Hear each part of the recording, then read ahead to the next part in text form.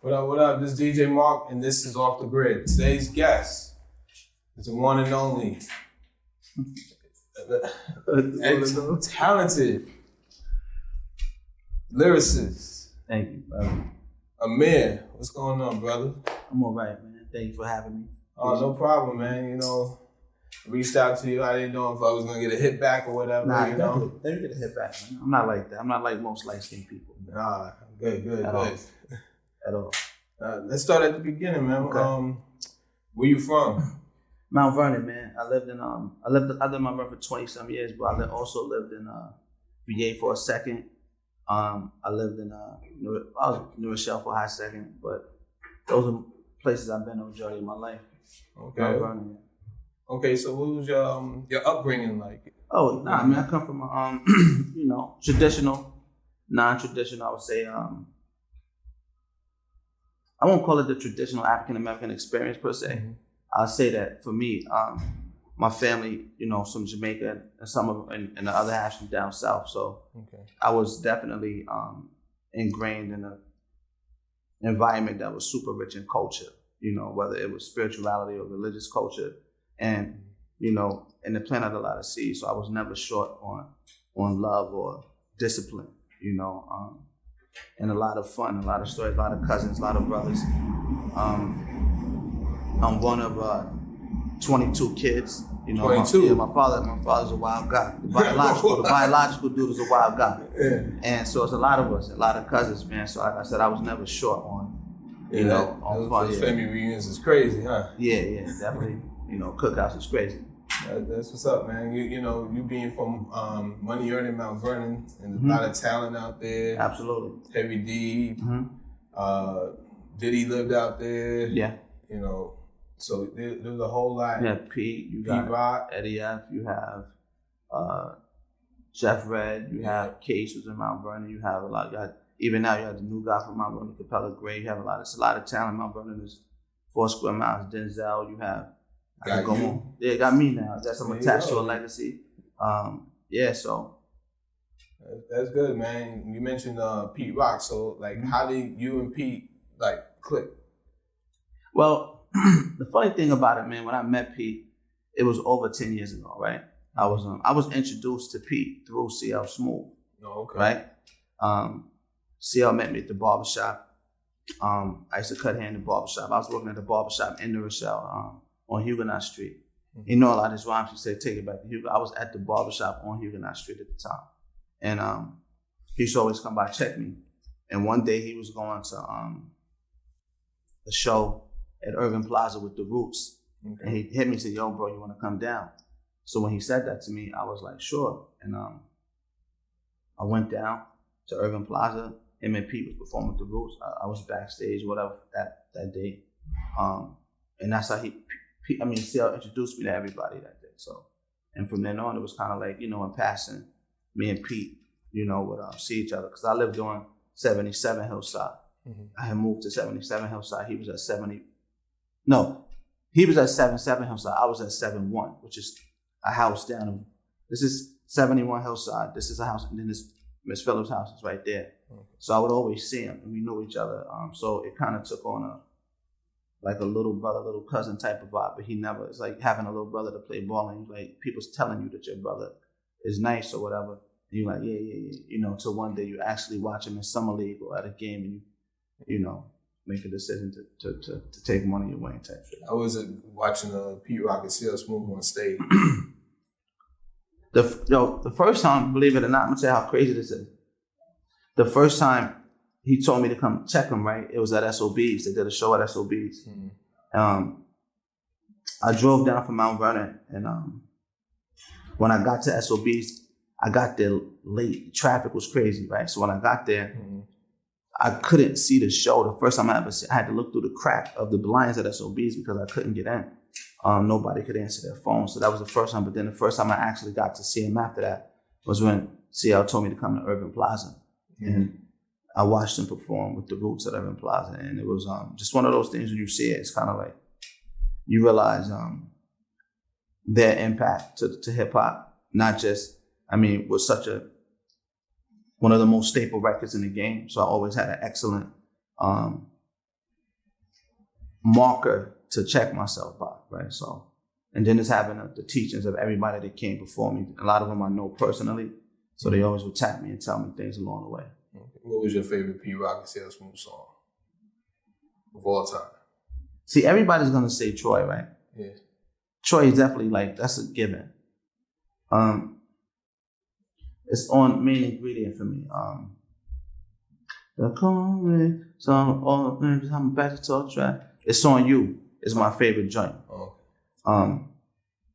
One of my favorites. It's On You right currently today is my favorite joint. Yeah. I like the main ingredient album. Yeah. So we know the era of hip hop we in right now, right? Mm-hmm. What do you want to present with the project that you want to have coming out? Well, to really speak to it, bro, I mean, it's not a linear answer for that, right? So I want to say this to you, right? It's not a linear approach to a non-linear culture, meaning that if you're doing an album, my job is to make sure that you walk away with something, right? A feeling or type of emotion. What I want to happen is to really just be, not just be felt, to be understood in this process, right? You're coming out and you're attached to somebody who's, like I said, a legacy artist. Like you're dealing with somebody that's comparable to a Dr. Dre or of the East Coast, arguably, right? Mm-hmm. And they're telling you, that your album, and then they're gonna compare what I've done to everything else prior, right? I don't want to be, I can't even say that. I'll say this, for instance. Just honestly, bro, to have fun, be enjoyed, and really just move through and just create memories and good vibes, man. That's really what I'm on. The things that I can't control, which I was about to talk about, I can't control how people take it, but I could just control the intent that I have when I made it, which that part is already done. How people receive the music after you make it, man, is really out of your control, right? So for me, I kind of take that perspective of it. Like my role is done here. The rest is legwork, interviewing, building relationships and et cetera, man, and having a good time in the process and meeting cool people and making them live here. Well, no doubt, because, listening to the music, it made me think, and like, you're not just any type of rapper, Thank you, man. Because growing up, you joined the military. Yeah, 16, I was 16. 16, you joined the military. You was active duty? Yes, sir. And you was out there. You saw some combat veteran. I'm a combat veteran. Combat vet, man. Salute. And you saw things and like it interprets into your music because you're speaking for voices that unheard of. Yes. Yes. And like I put you up there like with the Mos Defs, Talibs, I get that. Little Brothers, even one personal friend of mine, Sky Zoo. Yeah. So you definitely like in a realm with a lot of dope MCs. Yeah, I appreciate it. To hear me for the first time, I'll take that. First time at the plate and people and getting compared to dudes that are legends. To me, I can't really, but I think after the album drop, people will understand my voice and it won't be, we all unique in our own way, but absolutely. But I could dig it, but I'm still a man. I feel like everybody's unique experience gives them a unique voice. Absolutely. But you got to have a marker to say like he plays like Jordan, you play like Pippen, so people can kind of get a vibe on you. But I'd rather be compared to guys that make music that have feeling as opposed to music that doesn't. That's just my personal preference. So absolutely. I appreciate it. Yeah. No doubt. You reference like Honorable Minister Louis Farrakhan and Malcolm X. Mm-hmm. How much of an influence were they in your life? Well, when we did the tape, I didn't mention them, but they were used as interludes on 21 Grams. And I think those interludes at the time of what was going on, we had a lot of stuff happening socially. Like there's a lot of politically charged issues we had. And the snippets that we used were speaking to those issues. Because I don't think it was another voice. When Pete put those voices on the joint, he was sending a message, right? He was sending, because he felt like what I was saying, it was in that realm. He said it was in the middle of everything, but it wasn't too preachy. So when I heard it for the first time, when I heard the interludes, I was like, oh, this is fire. For the record, it's okay. Specifically, he put, but it wasn't Malcolm. It wasn't Malcolm or it wasn't Farrakhan either. Wow. I ain't gonna tell you what it is. You gotta do that research, brother. That wasn't either or though, to be honest. It sound like him though, right? Yeah, it sound like him. Yeah. Glad you mentioned that, you know? Yeah. Let's talk about 21 Grams. How did that project came about? Well, so Pete told me to come to his crib. He's like, yo, pull up, right? So he told me to pull up to his house. I didn't really know what was gonna happen. I didn't know the deal was gonna happen. He said, yo, can you pull up? I said, sure. I drove up to his house. He was in the living room. He started picking out beats or whatever. And the process of him picking out the beats, I don't know what we was doing. I just knew, you know, it's Pete Rock. What you gonna say? You're going to get the beats, right? So I go up in the living room. He chilling, you know, doing what Pete do. And he said, he gave me a CD with like 11 beats on it. Matter of fact, it was a flash drive. And he said, I said, this is it? He said, yeah. He said, go rap, man. That's what he said, go rap. I said, all right, cool. And I'm like, this is it? He said, yeah, go rap. I said, all right, cool. So he like, go get busy. So I said, when you want it back? He said, take your time.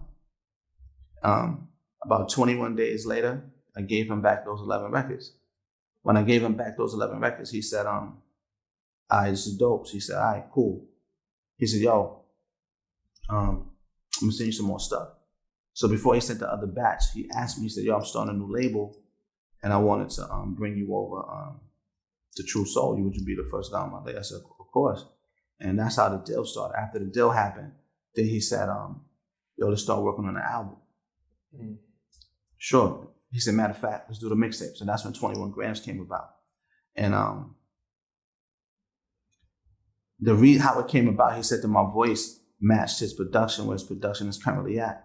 So it wasn't like a lyrical, spiritual, miracle rap contest. When I did it, he just really, after I gave him those 11 records, he said it was a tonality that matched his production vibe. You understand? So it was a luck of the draw. If your voice matches, it's like one of those things like playing the lotto, right? There's a lot of skillful MCs out here that, you know, can rap. But if it's not a lot that matches production to that, you know, voice-wise. It was just as in the cards for you. So after we did that, and he was asking me how did 21 Grams come about? So we started, and I was watching Vice TV, and I was thinking of a name for the project, and I knew the label was called Tru Soul. So I said, listen, the name we had at first I didn't like it. He said, we don't have to leave it there, but we can come back. So 21 Grams is actually, I saw a documentary, and they're speaking about 21 Grams. They said was a theory that when you pass away, right, the human soul weighs 21 grams. So they was weighing human bodies in the early 1900s, late 1800s. When you pass away, they would put the bodies on a scale, and each human being was losing 21 grams of weight. They would put an animal on the scale, and the animals were losing different grams. So it was a consistency in the theory of 21 grams being the so-called weight of a human soul. 21 grams in perspective is the measurement of 5 nickels. You put 5 nickels on a calibrated scale, it's going to weigh 21 grams. So they said the human soul was said to weigh 21 grams. Now, the label's Tru Soul, and I said, oh, shit, this makes sense. So 21 grams worth is weight in soul became the name of the project. Yeah. That's real deep, man. I didn't want it to be deep. It was really a documentary that came. I just kind of flipped it. But it makes you think, you know, because some people may take it as 21 grams as I knew that. Drugs. I do, but that's the double slash, maybe possibly triple entendre. I knew the title would meet people where they're at. You know what I'm saying? It wasn't like I was trying to do a Jedi mind trick, but I knew that. People see an album with a big ass 21 grams on it. The hood is going to be like, oh, let me give it a spin, right? Yeah. They still would like it, but I knew that the title had a gravitational pull to it. Absolutely. So then he had, you know, the artwork drawn up, and the rest was history.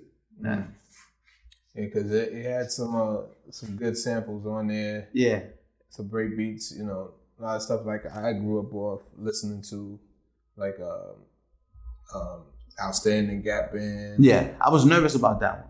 Very nervous, bro. Very, very, very. Because it was, who raps on that? Like, you know what I'm saying? He gave me the beat. I was sitting there like, I told you what he did. So he called me. I left 6 beats off of that mixtape. It was 13 records by the time I finished. He's called me and said, yo, what the F is this 6 records I gave you? And I'm with the stupid face. He told me, he said, rap over everything I give you. Not like that, but you know. And I said, all right, I have them to you tomorrow. You're going to do 6 records in a day. I didn't go to sleep. I stayed up like 18 hours straight, and I knocked out the last 6 you hear on that tape. And I gave it to him. And I just passed out after that. But that's how the tape came together. And then him and Jamie, you know, we all got in the lab and mixed it. Wow, that's dope. So you're a Fordham University graduate. Yeah, they need. Oh no, I'm not playing. Yeah, I'm a Fordham. Yeah, and what did you take up like while you was there? At Fordham, bro, I took my So for undergrad, I was I took computer science as my major, and my minor was communications. Right after I finished a degree, which I was using the Yellow Ribbon program from the military when I was there. So what happened? I had a little bit of scholarship left because it was free for me. They gave me it was like a scholarship to go, and I had 6 months left on scholarship, but I couldn't use it for undergrad because I had enough credits. So they pushed me into the master's program for cybersecurity because the dean was like, "You trying to make this school a playground?" And I said, "Yo, I need to just finish. I need to burn this last." So that's how I got it. So I tried to apply for grad school at 12 that day. About 4 o'clock, I was in grad school that same day because luckily I was on the dean's list the whole time I was there.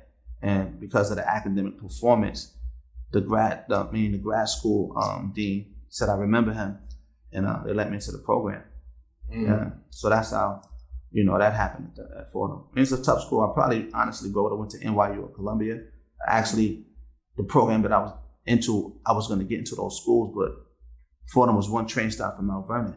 So, in hindsight, you know, I probably should have went to NYU or Columbia, but Fordham was a good choice, nonetheless. Yeah, it's definitely a good Plus, Denzel went there too. So there you go. Who are your major influences growing up and in music? My major influences really wasn't musicians, but I would say like the women, the elder statesmen in my families, like my grandmothers, my mother, because those were the people that planted those seeds and those, like, and I didn't understand what was happening when it was happening, but you know, like most families, the women really do hold everything down. Like I think women get overlooked, so dudes get up here like, oh my man, it was the women in my life, like the elders that really made sure that I was straight. And when they couldn't do it, your uncles and your father and your grandfather get involved and put the pressure on you. So I can't discredit my family by saying somebody that was outside of my family influenced me more because I seen them. The people that had contact with me every day, I owe that to them because they were the ones that, you know, shaped me and cultivated who I was. Now, musician-wise, I would have to say, I don't know, man. I was a huge fan. You know what, man? It's too much to name if I name one musician, to be honest. But one specifically, it's gonna sound weird. One of my favorites. I'm gonna say Nas. Nas or Rakim, bro. When I started, because I used to steal my sister's tapes and write down their lyrics. I used to write down their lyrics and study the rhyme schemes. Prodigy was another person I looked at. You know, of course, people are gonna say Jay, Nas, and stuff like that. You can hear that in the fiber of a lot of stuff I do. Everybody from 914, Pete CL, you had Brand Nubian, guys like that, man. And even if I push it forward, you know, just to me, man, anybody that got behind this, you know, got on the mic and did it like that, I was a fan. To be honest, man. That's awesome, man. Because when you mentioned Nas, and it's like way Nas like articulates his words and it makes you really think. Yeah, that's what you do. You make people really, really think about what you're saying. Like, all right, let me go back. You know what? What do you say? I call that rewind value.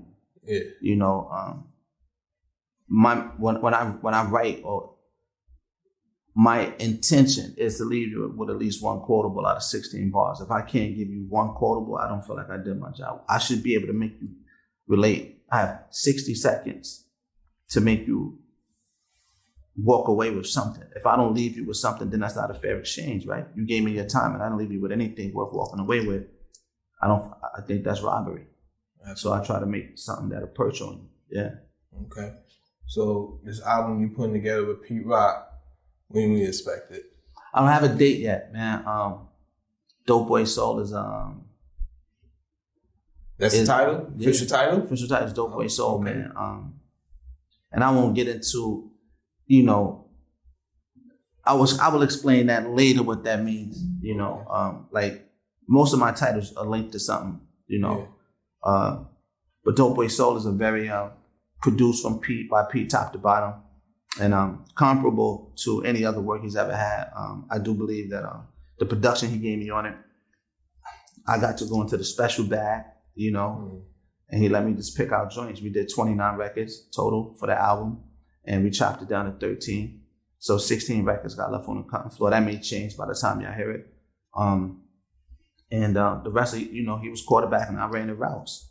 You know, when you're in the studio with somebody like that, it's not like you can really take you being coached by somebody who knows how to play. So, you know, I showed up with the writing, and he just took it and massaged it. The album is definitely like 21 grams on steroids. Mm-hmm. Any features on the album? You know, keep it secret. Man, trying to get me to snitch, man. So, as a learned man, what's your take on what's going on pandemic-wise and what's going on today?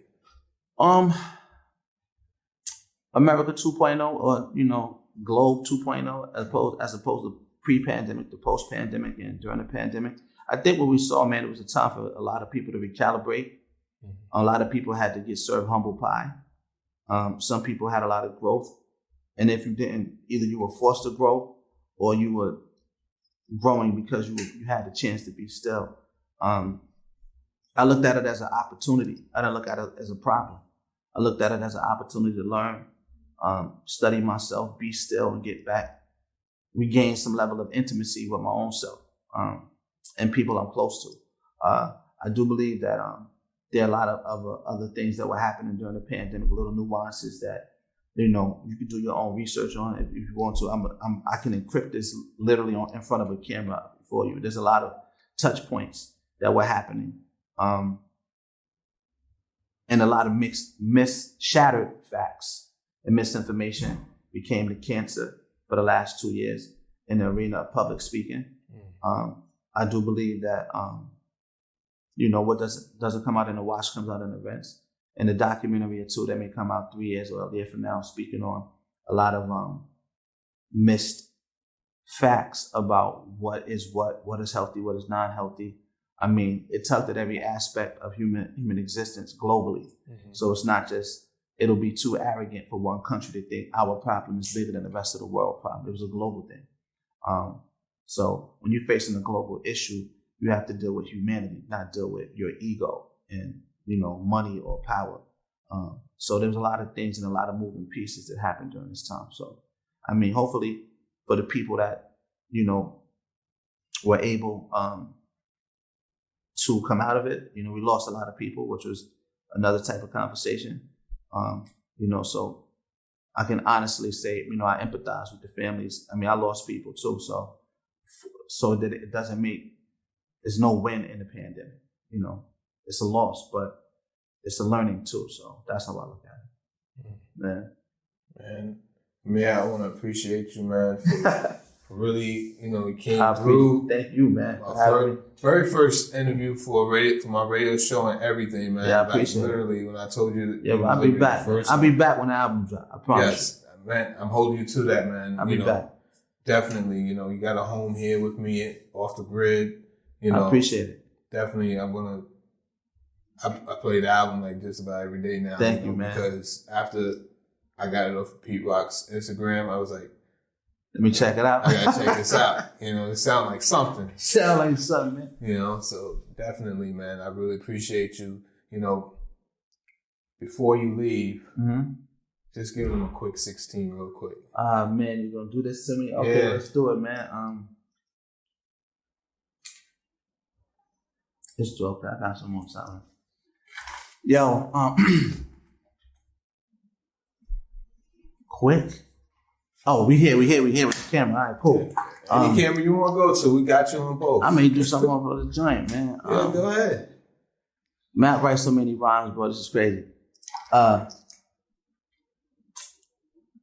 have so many bars in my head, man. Let's do it. Your motherfuck what you been through. Never really had much. Ate from the same plate. Drank from the same cup. Tapped on the same beer. Smoked on the same Dutch. Same dude with a fresh cut, and I love it when my kick scuff.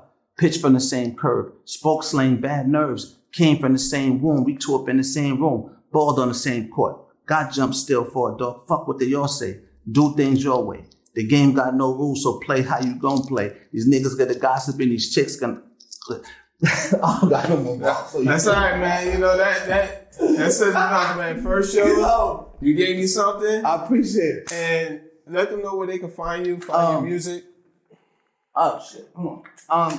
Find me at A.M.X.X.R, man, on Instagram, and 25th Hour, man, no, A.M.X.X.R on Instagram and 25th Hour, man, on Twitter. A.M.X.X.R TV on YouTube, and Amir Vivo. And that's where you find me. And also on the Tru Soul NYC.com website. So yes, we catch a lot of stuff on Tru Soul. We also got Peace Instrumentals coming out too in a couple of weeks. And after that, we'll give the date for Dope Boy Soul. All right. You heard it here first. DJ Mark. Caught me slipping on my freestyle, man. Yes. Caught him off guard. Caught him slipping, you know. Always be ready. Always. This is Off the Grid. We out. Yes, sir.